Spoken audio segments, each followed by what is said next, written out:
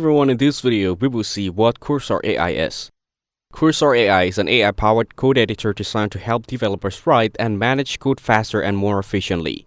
It's built on top of Visual Studio Code but adds powerful AI features like code generation, editing, and navigation using simple natural language.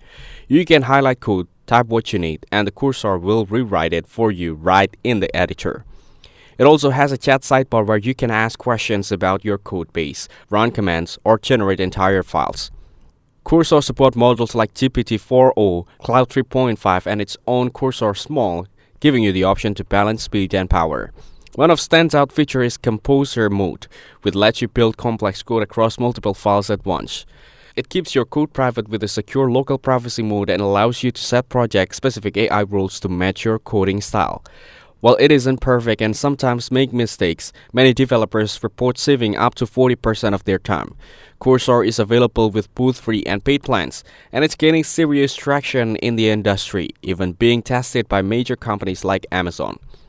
Overall, Cursor AI is a smart and flexible tool that can speed up your workflow, especially if you work with large or complex code bases. Thanks for watching. Make sure to like and subscribe for more content like this.